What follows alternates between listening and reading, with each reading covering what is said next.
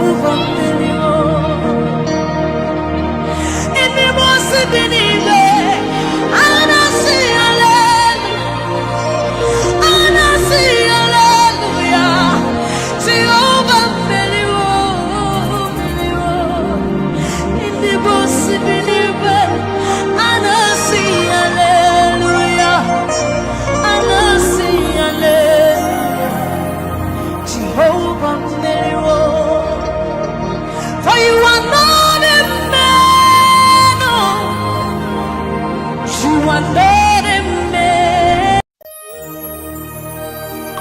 You are the God who opens doors, no man.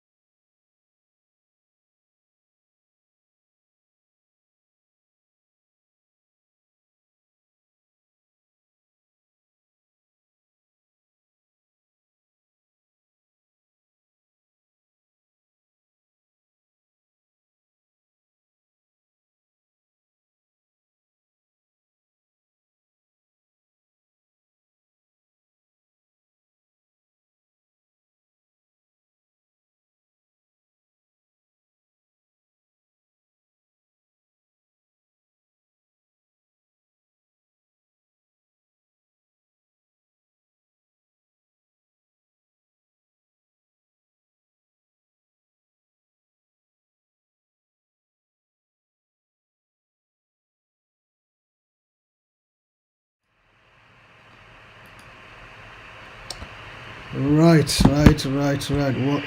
Once again. Right.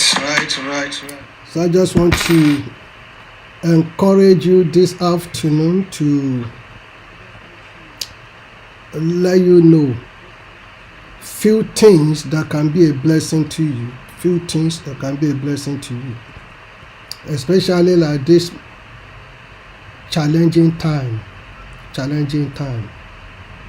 I'm seriously convinced that a time like this is a time for us to reflect. It is a time for you to take a deep look of what you need to do and how to get the best out of this situation. And that's what I've been looking at, keys of getting things done, part 3. Keys of getting things done, part 3. So let me encourage you, friends, to share on your wall, on your platform. Let it go viral. Let it reach out to other people too. Be a blessing. It doesn't cost you anything when you share on your wall. You never can tell who you can be a blessing to this afternoon. It might be a word that will change the story of somebody's life.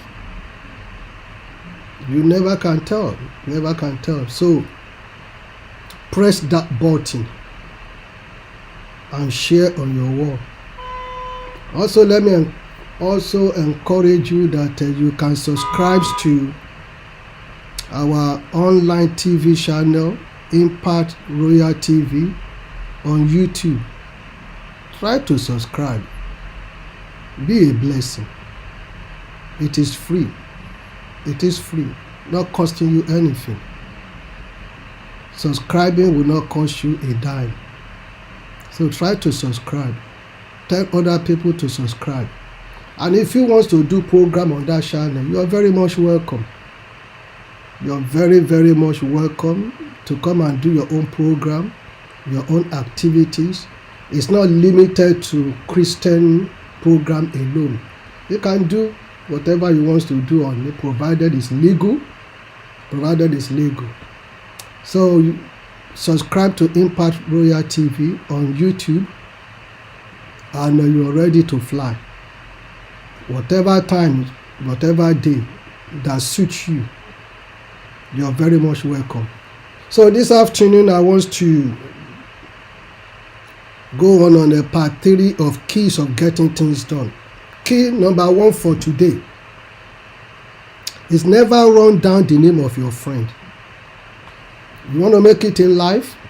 Never run down the name of your friend. You see, in Proverbs 18:24, Proverbs 18:24, scripture said, a man that has friend must show himself friendly, and there is a friend that sticks closer than a brother. Many of us will become what we become today because we tend to have good friends around us. I don't know about you, but I can tell you that I have some formidable friends, good friends, that have been so good to me.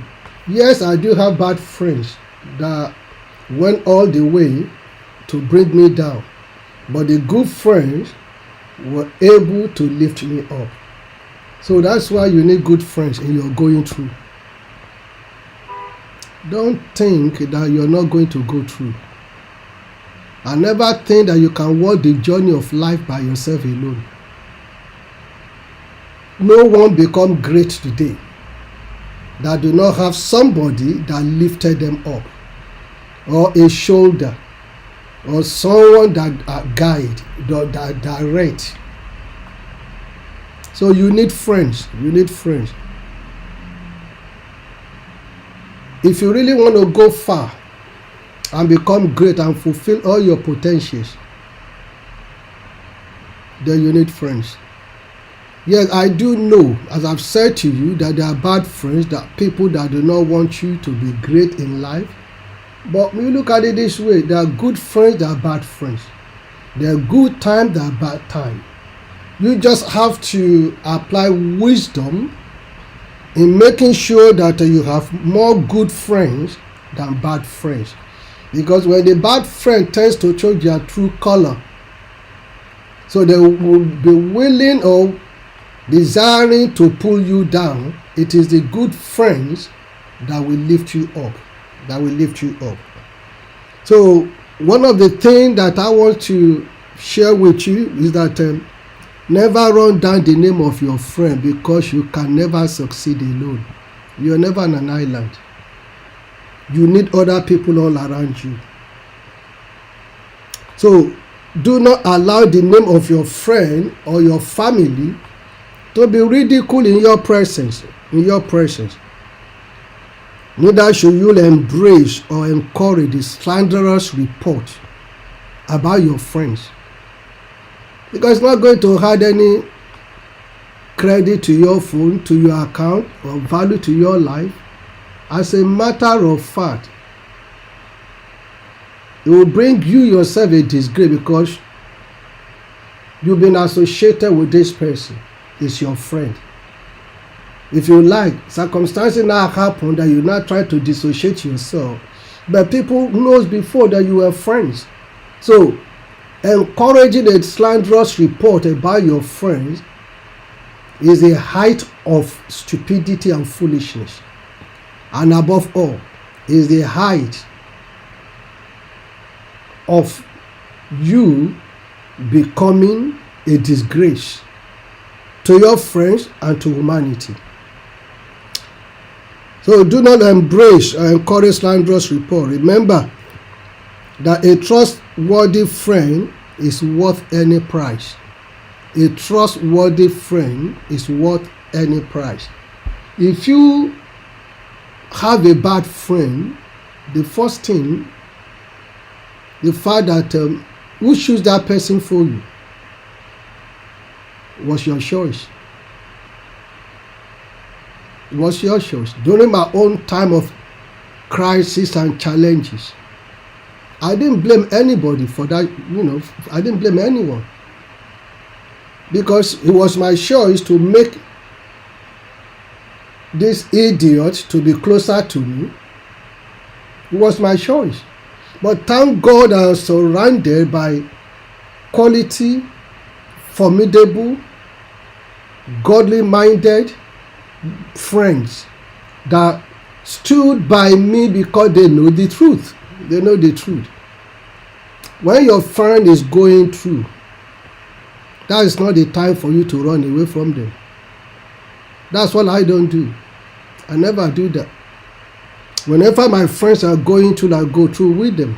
And that is the height of loyalty. Height of loyalty. And this is what my late mother used to say. Said, true friends will always have the same enemies. True friends will always have the same enemy. If you're really true friends, you must have the same enemy. Because if you are friendly with your friend's enemy, then you cannot be trusted unless your friend is stupid. Unless he is stupid. Because you cannot be trusted, you become a traitor. It is either you're able to resolve their differences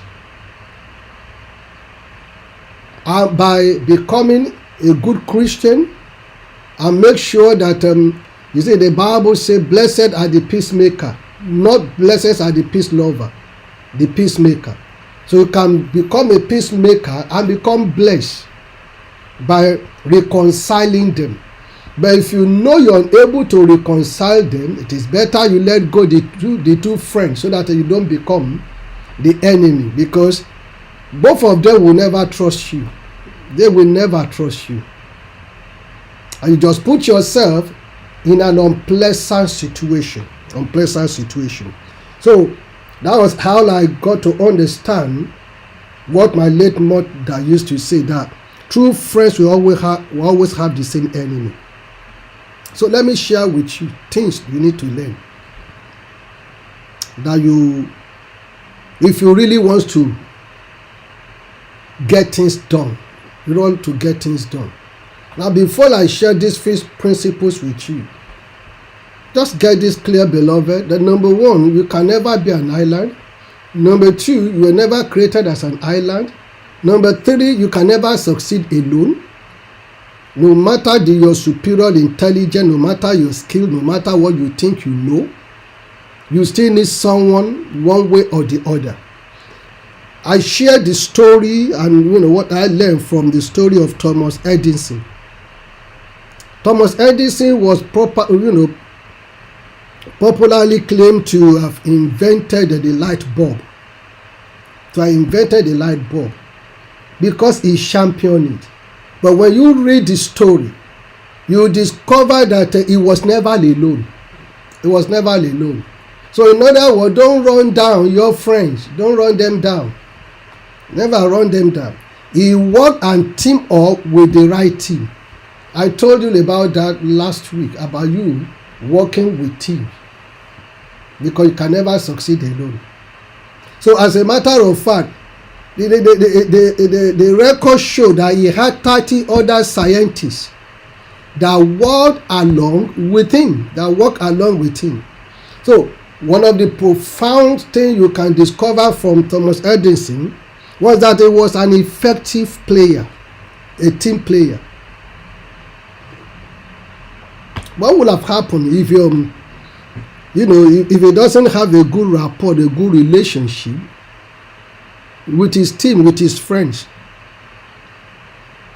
Then today we will not be sharing the testimony that it was the one that discovered light bulb. So let's talk about things you need to observe if you really want to get things done. Don't forget, that's what today's something in it is about. Part 3, keys of getting things done. Keys of getting things done. The difference between success and failure is ability to be able to know what to do. Then you become a success. But inability to know what to do will become a failure. That is the issue between success and failure, the rich and the poor. ability to know what to do. So the first things that you need to observe if you want to be great, you will need to battle the low self-esteem syndrome.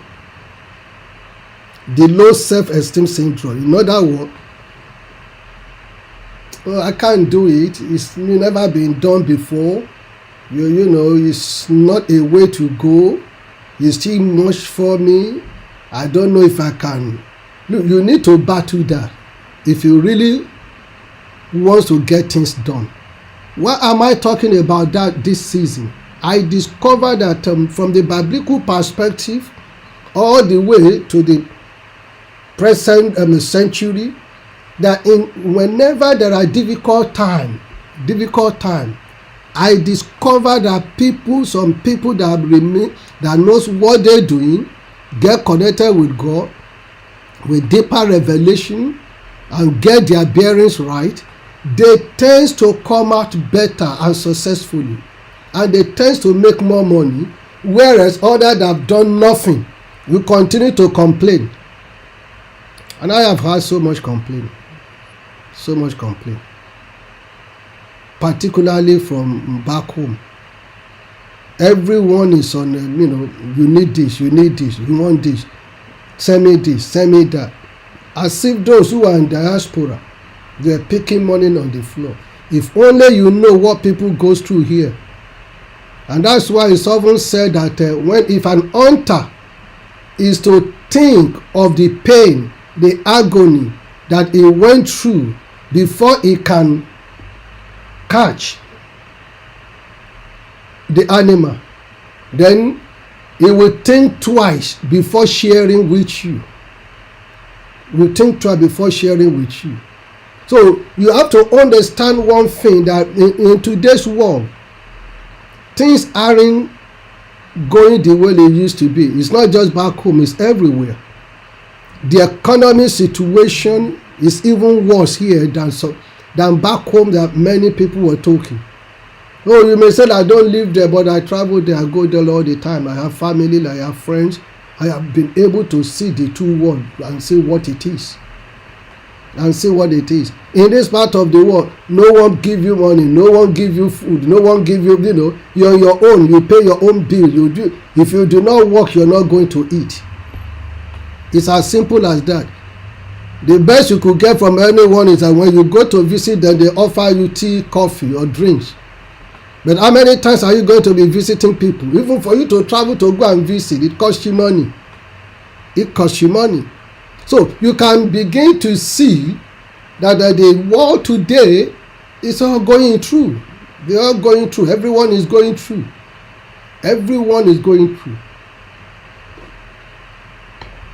So if you agree to the fact that everyone is going through, then you need to confront the challenges.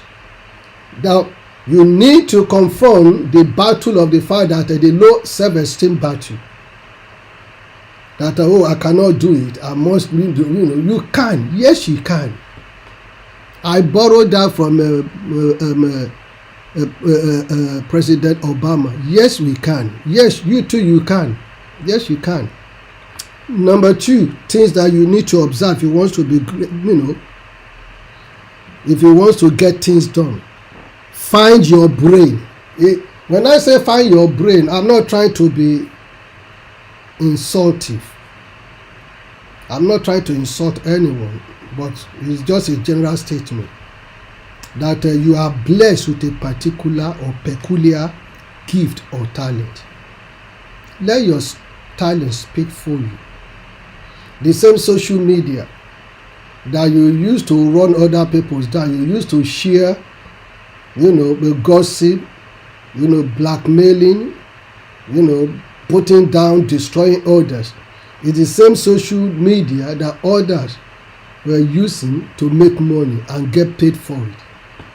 You see, whatever talent you have can make you money,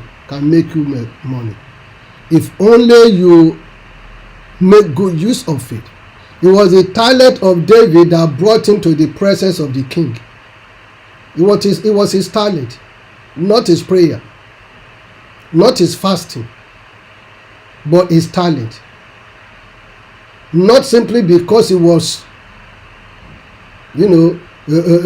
Jesse's son, but his talent connected him to the palace.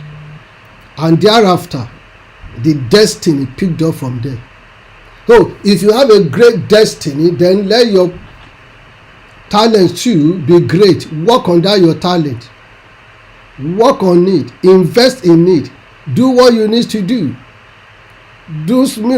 If you need to do vocational courses or studies, then do it so that your talent can be outstanding. It can speak out so that you can be able to become what you so desire to become. So you only need to make use of your brain, and the moment you do, your story change. Many investors make use of their brains, and today the world enjoy it at large. A very good example. I'm in thousands of miles away, but you can watch, you can listen to me in any part of the world. Or somebody's talent, somebody's skill, somebody's brain. Put his brain together. And today is one of the richest in the world. So everything is not just about prayer, friends. Don't get me wrong. There's a place for prayer. There's a place where you need to use your brain. There's a place where you need to use your common sense. There's a place where you need to develop yourself so that you can get things done. Number 3 things I want to share with you. Set goals. Set yourself goals. What you want to achieve. And as a matter of fact, now that this year is fast running, coming to an end, don't wait till January before you start to set goals. You can begin to set your goal for 2023 now. Look at the politician. They know the election is coming in 2023. They started now. They didn't wait until when 2023 comes that is when they will start to run up and down. That's a kind of a person that have no idea. It's just being blown away by the forces of people or by the noise or by the pestilence. So you need to set goals. What you want to achieve in the next 12 months, in the next 6 months. Then it's not just good enough to set the goal. You also need to put beside it how to achieve the goals, how to get it done, what you need to put together to be able to get it done, to be able to fulfill it. Along the line, you may stumble, but it's still part of the goals. Along the line, things may not really work smoothly, but you still need to continue to keep on keeping on, because that is the goal. So, but if you do not want to get things done, then never set goals. So they'll start to push you right, left. Different people will be giving you different ideas, different opinion. When ideas and opinion flood your life or your time, then you start to get confused because you're not going to know which one to go, which one not to go. It is the recipe for failure. So if you never set goals,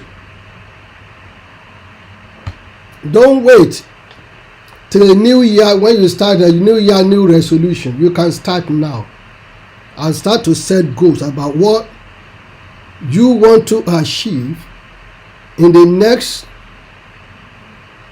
20 years of your life, 10 years of your life, 5 years of your life.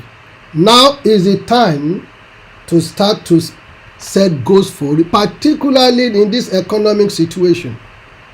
Particularly this time that things are so difficult, things are not very pleasant. Then number 4, embrace change. If you want to set goes in life, change is inevitable. There are some people that are not part of that journey that you need to drop them. There's some ideology that you need to change. There's some mentality that you need to let go. So you need to change. Is the only thing that they said is constant. Is the mother of invention. So be willing and be prepared to make a change where necessary, so that things will not begin to work according to plan and purpose. Part of change is for you to fall and to get up and continue to go. It's a change. Part of change is for certain things not to work, and you fix it and you keep on moving. It's not for you to bury your head in the sand thinking that the problem will be over. Oh, I'm used to this particular style. I'm not going to change. That style will have to work. My brothers and sisters, nothing in life is stagnant. Change is the only thing that is constant, and change is inevitable. So if you really want to be who you desire to be, or you want to fulfill your goal that you set, you want to live in your vision, in your dreams, you want to get things done, then you have to bear with me today that change is inevitable. But if you're not ready, if you're comfortable, happy with the way you are, then you need to fear change. Because when you fear change, you're saying technically, I don't know what tomorrow is going to be. Well, what will happen if it doesn't work? What will happen if it failed? You're already entertaining fear. And if you're not ready to fail, then guess what? You're not ready to succeed. So that's why I gave you the example of a Thomas Edison that started, that is acclaimed to be the one that found light bulb. But you discover that he failed a couple of times. Him and his team, they failed a couple of times, but they never gave up. They continued until success came. Because the discovery didn't just happen suddenly, but it happens eventually. You can look at the Wright brothers. The Wright brothers are claimed to be the one that started the plane. They failed, the plane, didn't take off. It took off and it landed, short distance, but they continued to discover. In other words, circumstances that happens to you is for you to learn a lesson. What can you do better? So, which I love to say all the time, that failure in one circumstance is not failure at all. It's not failure at all. So number 5 or 6, talk about ideas. Talk about ideas. It is ideas that rule the world. It's not prayer that rules the world. Ideas. It is ideas. And that idea can come from God. That's why the Bible says that we should ask God for wisdom. When you have the wisdom of God, that is the idea. He will give you the wisdom, the strength to make wealth. To make wealth. It is not prayer that will make you to make wealth. The prayer you pray to God, you need to reposition your prayer and ask God for wisdom. Wisdom to make wealth. And that is the key issue. So you need to have an idea of what you want to do. So how you're going to go about it. You may not have an idea you're going to go about it, but you have an idea what you want to do. Now to go about it can be two ways. You can go to God to give you vision, revelation, or when you get the wisdom, you can look for people that knows how to go about it, and you invite them to join you.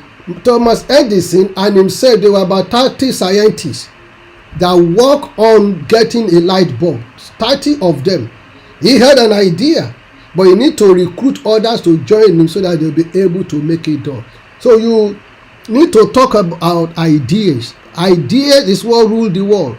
Ideas is what bring wealth. Ideas is what transform. Idea is the key to prosperity.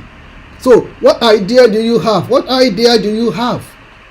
If you have no idea, then you are not going to get off from where you are. You are not going to become what you desire to become. It's all about idea. What idea do you have? But if you do not want to get things done, then talk less about ideas. Then start to talk about others. Because you become busy. You become engaged in talking about others. You become a great analyst, a great commentator about the story of others, about the life of others. You know about their business, about their family, about their ministry. You know about their personal life. You know everything about them. The hour and time you spend in analyzing and studying other people's life, business.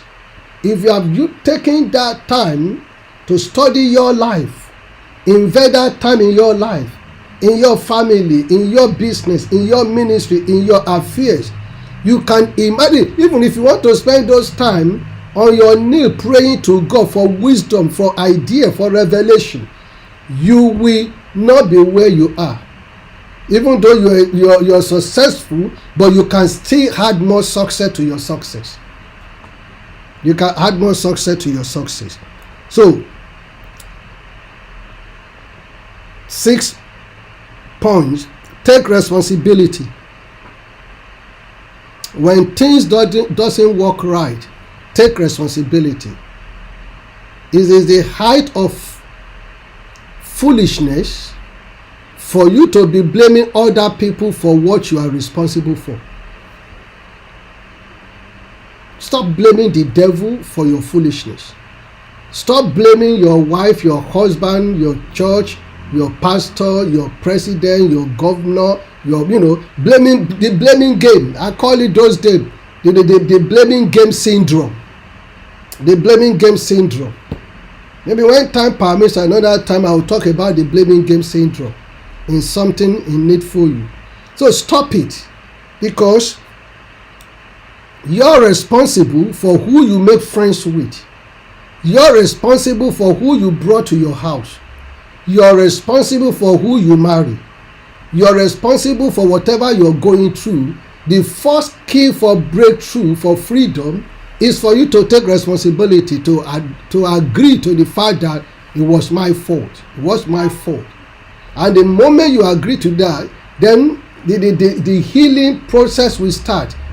One of the things that is associated today with Adam was inability to take responsibility.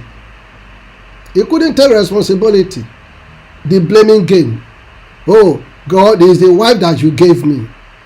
Then the wife too had to shift the blame onto the devil. But the instruction was explicitly clear. So the first thing first is for you to take responsibility. If it's not working, it's not working. Take responsibility, go back to the drawing board and start to see areas of mistakes where you didn't get right and how you can now get it right. So finally, try to compliment people that work for you, work with you. Otherwise, they will work for you to fail. They will work for you to fail. We all want to be appreciated. Compliment your staff. Compliment your workers. Whether it's voluntary or salaried or, it doesn't matter. Compliment them. Oh, don't just say, but you get paid for this, so you have to do it the way it is. You can still encourage them. Your inability to encourage your staff will be the downfall of your business. You got to get one thing clear: the most valuable asset in business are people. People are the valuable asset. It doesn't matter how much money that you think you have. Your valuable asset are still people. Number one, your staff. Number two, the customers. Those two group, they are asset, they are people. So you need to have a good understanding of human relations. How you relate with your staff, how you relate with your customer. There are times that you need to be very blunt and clear and disciplined with, when it comes to staff management. But at the same time, if a staff did very well, excellently well, appreciating them will take your business to a different height, will make them to be willing to give everything, So I just want you to know, friends, that nobody get angry when they compliment them. Try to compliment people's effort. Even though you pay them, even though they do it voluntarily, whatever it is, compliment. But if you really want to be a failure or you do not want to get things done, continue to criticize. And we shall see how far you can go without criticism. We can see. But guess what? You will not go far, neither will your establishment, whether it is a business or ministry, will not go far, because you'll be noted as someone that never appreciate, never compliment, but you only criticize. Brothers and sisters, friends, this is what I want to share with you on something in need for you. I hope I've been a blessing to you this afternoon. I pray that you will pick something out of this, one or two things, and start to work on it, so that your life become much better and much fulfilling, because you have all what it takes to be great in life. You have all what it takes. So this is what I have come to share with you today. I know it's an afternoon where many people are working, they're in the office, you may not be able to, but you can share later in the evening. You can share on the platform, on your wall. Let it be a blessing to people. If you know that these things I share with you, how it can change somebody's story, somebody's life, somebody's approach, somebody's business ethics, even ministry, family inclusive, you will come back tomorrow to appreciate me. So let me use this medium, friends, to encourage you to order for my book, Understanding Forgiveness. It's selling fast. So if you haven't got a copy yet, try to get a copy. Make it one of the things that you will give people for Christmas gift. Can I tell you something? It takes about 30 to 40 minutes to read it. So it's not that voluminous that you just throw it away. Within 30 to 40 minutes, you're a fast reader. If you're not a fast reader, maybe 1 hour and an hour and a half, you finish reading. But what you get will shape your life forever. There are personal stories. My personal story involved stories of two people that are very close to me, also involved. Learning that, reading them, working all around it, then you will know that forgiveness is all about you, not about the person that offended you. So get a copy, and I can assure you that instantly you will receive it, because we are very efficient in sending it over. So this is what I have come today to share with you. This is all I've come to share with you today. I pray that the few that we've been able to share will be a blessing to you and be a blessing to your family. Before I go, let me encourage you to do the following. Number 1, order for the book, Understanding Forgiveness. Number 2, try to subscribe to Impact Royal TV on YouTube. Subscribe now. You can do it right now. It doesn't take more than 2-3 minutes to subscribe, so that whenever program starts, then you'll be able to get it. And No, thirdly, if you want to do a program on this channel, you are very much welcome. We have the latest technology. You can even operate wherever you are in any part of the world.